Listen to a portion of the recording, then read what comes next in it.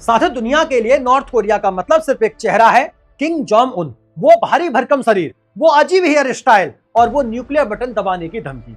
हमें ऐसा लगता है कि सारी ताकत उसके हाथों में है, लेकिन जरा गौर से देखिए उस सुप्रीम लीडर के पीछे कौन है। अंधेरे में हमेशा एक परछाई खड़ी रहती है, एक दुबली पतली नाजुक सी महिला जिसके चेहरे पर कभी कोई भाव नहीं आता, एकदम फ्लैट फेस। वो कुछ बोलती नहीं, कुछ हरकत नहीं करती, बस देखती रहती है। उसकी आंखों में एक ऐसी ठंडक है जो बड़े बड़े जनरल्स की रूह कपा देती है। साथियों, नॉर्थ कोरिया के अंदर एक दबी हुई आवाज में कहा जाता है कि असल खतरा किम जोंग उन नहीं बल्कि उसके पीछे खड़ी है परछाई है। लोग कहते हैं कि जब वह चलती है तो सांसें थम जाती हैं, वो सिर्फ एक इशारा करती है और दूसरे देश की बिल्डिंग्स बम से उड़ा दी जाती हैं। अमेरिका और साउथ कोरिया को खुली धमकियां देना उसका शौक है। कई एक्सपर्ट तो यहां तक मानते हैं कि किम जोंग उन तो बस एक चेहरा है, असली ब्रेन और असली रिमोट कंट्रोल इस रहस्यमयी महिला के हाथ में है। आखिर कौन है यह? क्या यह सिर्फ एक मददगार है या फिर पर्दे के पीछे से पूरा नॉर्थ कोरिया यही चला रही है? किंग डायनेस्टी के इस खूनी खेल को समझने के लिए हमें समय के पहिए को 100 साल पीछे घूमना होगा। साथियों, इस अंधेरे दौर की शुरुआत होती है साल 1910। अब यह वो दौर था जब कोरिया का अस्तित्व खतरे में था। जापान ने कोरियन पेनिनसुला पर कब्जा कर लिया था और अगले 35 सालों तक जापान ने कोरिया के लोगों को गुलामों की तरह रखा। उनकी जमीन छीन ली गई, उनसे जबरदस्ती मजदूरी कराई गई, उनकी भाषा, कल्चर और पहचान को मिटाने की बेहद क्रूर कोशिशें की गई। इसी जुल्म के बीच दोस्तों 1930 के दशक में एक बर्फीले जंगल में एक गोरिल्ला योद्धा ने जापानी सेना के खिलाफ हथियार उठाया। उसका नाम था किम इल संग। उसने अपने साथियों के साथ मिलकर जापानियों के खिलाफ एक लंबा और हिंसक संघर्ष छेड़ा और यही वो शख्स था जो आगे चलकर किम वंश की नींव रखने वाला था। साथियों, 1945 में जब दूसरा विश्व युद्ध खत्म हुआ तो जापान की हार हुई और कोरिया आजाद हुआ। लेकिन यह आजादी अपने साथ एक अभिशाप लेकर आई, यानी कि बंटवारा। ग्लोबल पावर्स ने देश को दो हिस्सों में चीर दिया। 38 पैरेलल लाइन ने एक मुल्क के दो टुकड़े कर दिए। साउथ में अमेरिका समर्थी बना और साउथ कोरिया और नॉर्थ में सोवियत यूनियन के समर्थन से जन्म हुआ नॉर्थ कोरिया का। किम इल संग ने नॉर्थ कोरिया की सत्ता संभाली, लेकिन सिर्फ सत्ता काफी नहीं थी, उसे जनता की नजरों में अमर होना था। अपनी पकड़ को मजबूत करने के लिए उसने एक झूठ की बुनियाद रचना शुरू कर दी, जिसे आज पैक टू ब्लड लाइन कहा जाता है। साथियों, मशहूर लेखिका एना फिल ने अपनी किताब द ग्रेट सक्सेसर में इसका जिक्र भी किया कि कैसे यह झूठ फैलाया गया। किम ने बहुत ही अच्छे से इस बात का प्रचार प्रसार किया कि उसका परिवार पवित्र पाइटू पर्वत से आया था, जहां प्राचीन कोरियन राजाओं का जन्म हुआ था।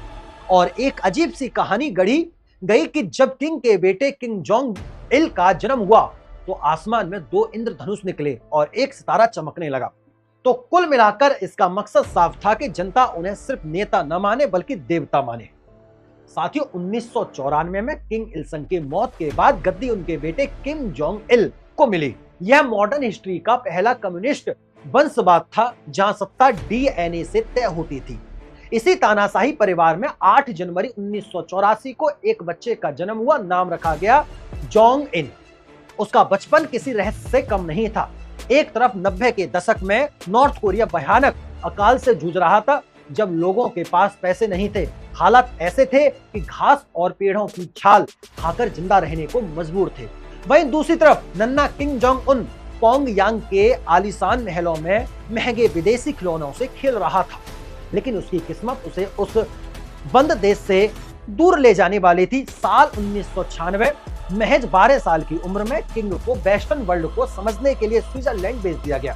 वहां उसे एक जाली पहचान दी गई। पासपोर्ट पर नाम था पैक उन और पहचान बताई गई नॉर्थ कोरियन एम्बेसी के एक कर्मचारी का बेटा है। स्विट्जरलैंड के वर्न शहर में वो एक आम रईस बच्चे की तरह रहता था। उसे बास्केटबॉल का जुनून था। वो घंटों कोर्ट पर पसीना बहाता, शिकागो बुल्स की जर्सी पहनता और अपने जूतों को गर्व करता। उसके क्लासमेट्स को कभी भनक तक नहीं लगी कि उसके साथ लंच करने वाला वो शर्मीला सा लड़का फ्यूचर का सबसे खतरनाक तानाशाह बनने वाला है। वहां उसने डेमोक्रेसी देखी, आजादी देखी, एक नई दुनिया देखी। लेकिन कहानी में असली मोड़ तब आया दोस्तों, जब साल 2001 में जैसे ही उसकी नाइट क्लास कंप्लीट हुई, उसके पिता ने उसे अचानक से वापस नॉर्थ कोरिया बुला लिया। अब वापस बुलाने का मकसद उसे आजादी देना नहीं था, बल्कि उसे शासन करने के लिए तैयारी कराना था। वापस आते ही उसे किम इल संग मिलिट्री यूनिवर्सिटी में डाल दिया गया। ताकि वह सेना और राजनीति के दांव पेच सीख सके और समझ सके कि सत्ता को कैसे कंट्रोल किया जाता है। दरअसल अधिकार की दौड़ में वह अकेले नहीं था, यहाँ पर उसके दो भाई भी थे।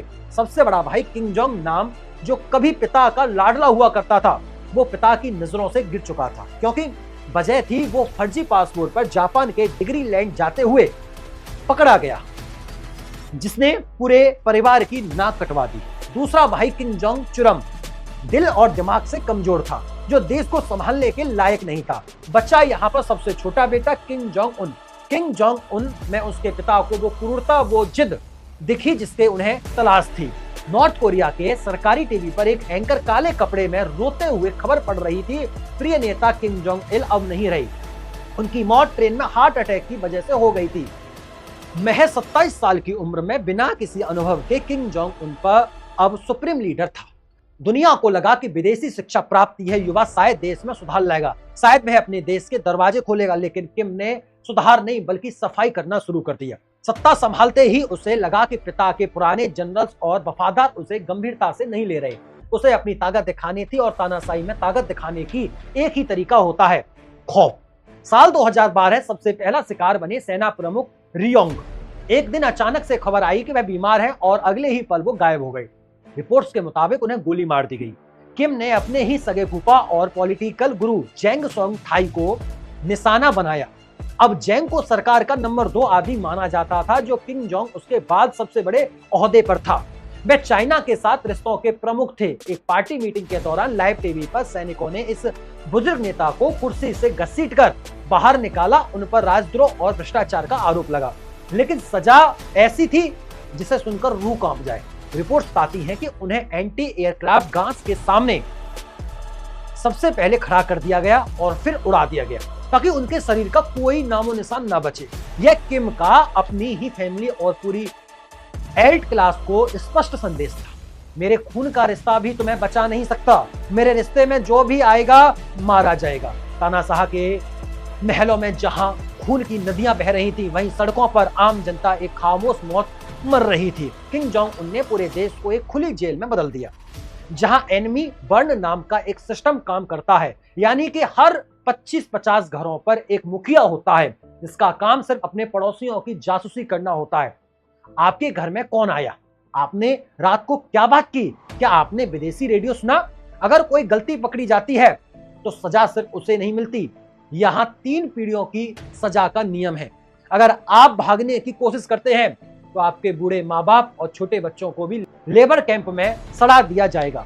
यह क्रूरता सिर्फ अपने नागरिकों तक सीमित नहीं है, इसका सबसे दर्दनाक उदाहरण है ऑटो वार्मबियर की कहानी। साल 2015 21 साल का अमेरिकन स्टूडेंट ऑटो वार्मबियर, जो कि एडवेंचर का शौकीन था, एक टूर ग्रुप के साथ में नॉर्थ कोरिया पहुंचा। प्योंगयांग के इंटरनेशनल होटल में उसने एक ऐसी गलती कर दी जो उसकी मौत का फरमान बन गई। उसने होटल के गलियारे से किम जोंग इल के नाम वाला एक प्रोपेगेंडा पोस्टर उतारने की कोशिश की।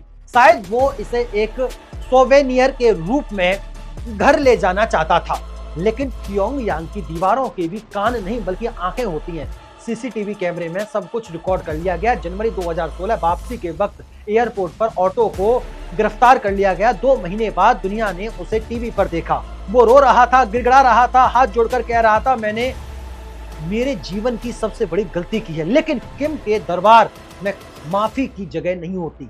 उसे 15 साल की कठोर कैद की सजा सुनाई गई। 17 महीने बाद जून 2017 में जब उसे अमेरिका वापस भेजा गया तो वह कोमा में था। वो अंधा और बहरा हो चुका था। डॉक्टर्स ने बताया कि उसके दिमाग को भारी नुकसान पहुंचाया था, जैसे उसे बेरहमी से पीटा गया हो। अमेरिका पहुंचने के कुछ ही दिनों बाद उसकी मौत हो गई।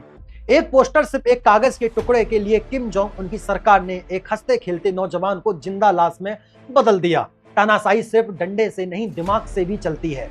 किम जोंग उन यह सुनिश्चित करता है कि नॉर्थ कोरिया का हर बच्चा उसे भगवान माने। स्कूल्स में बच्चों के लिए 81 घंटे का स्पेशल कोर्स अनिवार्य किया गया है, और यह कोई साइंस या मैथ्स का कोर्स नहीं है। इसमें सिर्फ किम जोंग उनकी बहादुरी के झूठे किस्से रटाए जाते हैं। बच्चों को पढ़ाया जाता है कि किम ने 3 साल की उम्र में कार चला ली थी, 9 साल की उम्र में नाव की रेस जीत ली थी, और वह एक महान संगीतकार है। इस ब्रेन वॉशिंग का असर इतना गहरा है कि जनवरी 2020 में एक दिल दहला देने वाली रिपोर्ट सामने आई थी।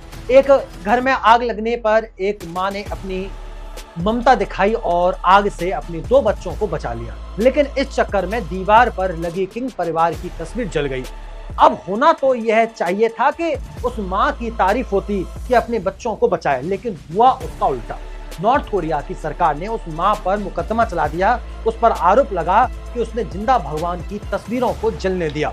वहां कानून है कि अगर आग लगे तो पहले तस्वीरें बचानी है, फिर इंसान। सोचिए, जिस देश में अपने बच्चों की जान बचाना भी गुनाह हो, मानसिक गुलामी की किस हद तक पहुंच चुका है, आप इसी बात से अंदाजा लगा सकते हैं। लेकिन सवाल यह है, क्या सब लोग इस झूठी कहानियों पर यकीन करते हैं जो उनको पढ़ाया जाता है, बताया जाता है?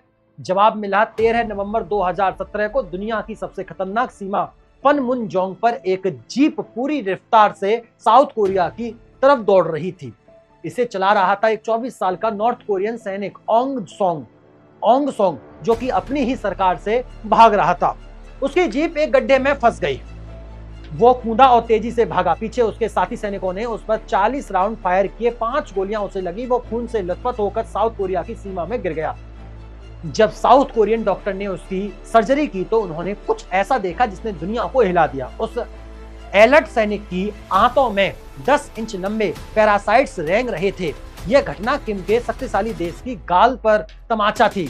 यानी कि अगर सेना के सबसे खास जवानों का पेट कीड़ों से भरा है तो आम जनता को किस नरक में जी रही होगी। लेकिन इस गरीबी के बीच एक वर्ग ऐसा भी है जो अमीर हो रहा है। इसे कहते हैं डोंजू, यानी कि पैसों के मालिक। जब 90 के दशक में सरकारी राशन सिस्टम फेल हो गया था तो ब्लैक मार्केट का जन्म हुआ। यह डोंजू वही लोग हैं जो चाइना से तस्करी करके सामान लाते हैं, प्योंगयांग में अपार्टमेंट खरीदते हैं और किम को खुश रखने के लिए उसे लग्जरी गिफ्ट करते हैं। आज पेंगो में जो गगनचुंबी इमारतें दिखती हैं वो इन्हीं के काले धन से बनी हैं। और खुद किम जोंग सैनिकों के पेट के कीड़ों से बेखबर अपनी एक अलग फैंटेसी दुनिया में जीता है। और इस फैंटेसी दुनिया का केंद्र है वॉनसेन। यह पूर्वी तट पर बसा किम का एक प्राइवेट रिसोर्ट है। किम के दोस्त और पूर्व NBA स्टार डेनिस रोडमैन ने बताया कि किम की जिंदगी किसी 7 स्टार पार्टी जैसी है, जहां दुनिया की सबसे महंगी शराब पानी की तरह बहती है। उसने यहां एक विशाल टूरिस्ट जोन बनाया हुआ है जो ज्यादातर समय वीराना पड़ा रहता है। एक भूतिया डिज्नीलैंड की तरह लोहे की दीवारों में सेंध लगाने की कोशिश की थी किम डोंग चुल ने। वो एक कोरियन अमेरिकन थे जो नॉर्थ कोरिया के रीजन इकोनॉमिक जोन में होटल चलाते थे। CIA और साउथ कोरियन एजेंसी ने उन्हें एक मिशन दिया, न्यूक्लियर सीक्रेट्स को बाहर निकालना। यह किसी फिल्म जैसा था। डोंगचुल को एक कलाई घड़ी दी गई जिसमें कैमरा था और एक पेन जो आवाज रिकॉर्ड कर सकता था। 4 साल तक उन्होंने सेना के राज चुराए, लेकिन अक्टूबर 2015 में एक USB सिस्टम का आदान प्रदान करते वक्त वो हाथों पकड़े गए। उन्हें 10 साल की सजा हुई। हालांकि बाद में डिप्लोमेसी के तहत उन्हें छोड़ दिया गया। 2017 था। रॉकेट मैन जासूसी के डर के बावजूद किम नहीं रुका। 2017 में उसने हॉन्गसॉन्ग 15 जैसी मिसाइल दागी जो अमेरिका तक मार सकती थी। अमेरिकन प्रेसिडेंट डोनाल्ड ट्रंप ने उसे लिटिल रॉकेट मैन कहा और फायर एंड फ्यूरी की धमकी दी। 2018 दोस्ती का नाटक, लेकिन फिर किम ने पासा पलट दिया। उसने डिप्लोमेसी का रास्ता चुना। सिंगापुर समिट हिस्ट्री में पहली बार एक अमेरिकन प्रेसिडेंट और नॉर्थ कोरियन तानाशाह ने हाथ मिलाया। किम मुस्कुराई, ट्रंप के साथ चला, लेकिन यह कारनामा ज्यादा दिन नहीं चला। फरवरी 2019 में हनोई में जब किम ने राष्ट्रपति डोनाल्ड ट्रंप से आर्थिक प्रतिबंध हटाने की मांग की और बदले में अपने न्यूक्लियर हथियार को पूरी तरह से छोड़ने से मना कर दिया तो ट्रंप बैठकर छोड़कर चले गए और किम खाली हाथ लौटा। और यह उसके ईगो पर बहुत बड़ी चोट थी। कहा जाता है कि इस विफलता के बाद उसने अपने कई वार्ताकारों को मरवा दिया। किम जोंग उनकी जिंदगी किसी नवेल से कम नहीं थी। उसकी सुरक्षा को लेकर उसका पागलपन चरम पर था। जब भी वह चाइना या रसिया जाते हैं तो हवाई जहाज की बजाय अपने खास बुलेट प्रूफ ट्रेन टाएंगा को इस्तेमाल करते हैं। यह परंपरा उनके पिता और दादा ने शुरू की थी, जिसमें एंटी एयरक्राफ्ट मिसाइल लगे हुए हैं और अंदर 5 स्टार होटल जैसी सुविधाएं मौजूद हैं। अब वक्त है उस सवाल का जवाब जानने का जिससे हमने इस कहानी की शुरुआत की थी कि आखिर वो परछाई कौन है। पिछले कुछ सालों में किम की बगल में एक नया चेहरा उभरा, उनकी छोटी बहन किम यो जोंग। लेकिन वह अचानक से सत्ता में नहीं आई। शुरुआत में वह सिर्फ पर्दे के पीछे रहकर भाई की इमेज बिल्डिंग करती थी। दुनिया ने उनका पहला बड़ा कदम तब देखा जब 2018 में वो विंटर ओलंपिक्स के लिए साउथ कोरिया गई। वहां एक पीस मैसेंजर बनकर मुस्कुराती हुई दिखाई देती थी। लेकिन वो मुस्कुराहट बस एक छलावा थी। जल्द ही उनका रोल बदल गया। जहां किम जोंग उन अब खुद को कभी कभी नरम दिखाने की कोशिश करते हैं, बच्चों के सर पर हाथ फेरते हैं, वहीं उनकी बहन किम जो योंग की जुबान से आग बरसती है। वो आज नॉर्थ कोरिया की बैड कॉप हैं और इसका सबसे खौफनाक सबूत जून 2020 में मिला, जब उन्होंने साउथ कोरिया को धमकी दी और उसके कुछ ही दिनों बाद उन्हीं के आदेश पर केसोंग में बने इंटर कोरियन लेसन ऑफिसर को बम से उड़ा दिया गया। एनालिस्ट मानते हैं कि वह सिर्फ बहन नहीं बल्कि किम की दिमाग की परछाई है। अगर आज किम को कुछ हुआ तो नॉर्थ कोरिया की अगली कमान इसी महिला के खूनी हाथों में होगी। आज नॉर्थ कोरिया एक दोहरे पर खड़ा है। एक तरफ किम जोंग, उनके पास में न्यूक्लियर बॉम्ब्स का जखीरा है, 3000 टन की सबमरीन्स हैं और दुनिया को तबाह करने की धमकी है। तो दूसरी तरफ उसकी अपनी जनता है जो अंधेरे में जी रही है, जिनके पेट में कीड़े हैं और जिनके दिमाग में डर भरा गया है। नॉर्थ कोरिया के दरवाजे कब खुलेंगे? क्या कभी वहां की जनता आजादी की सुबह देख पाएगी या फिर किम का वंश या अंधेरा यूं ही कायम रहेगा? यह तो आने वाला वक्त ही बताएगा। जब तक पाई टू ब्लड लाइन का यह भ्रम है, तब तक नॉर्थ कोरिया की यह खामोश चीखें दुनिया को सुनाई देती रहेंगी। कैसे लगी आपको नॉर्थ कोरिया के बारे में यह इंफॉर्मेशन? हमें कमेंट सेक्शन में जरूर बताइएगा। अगर वीडियो पसंद आई हो तो वीडियो को लाइक करना, दोस्तों में शेयर करना और चैनल को सब्सक्राइब करना मत भूलिएगा।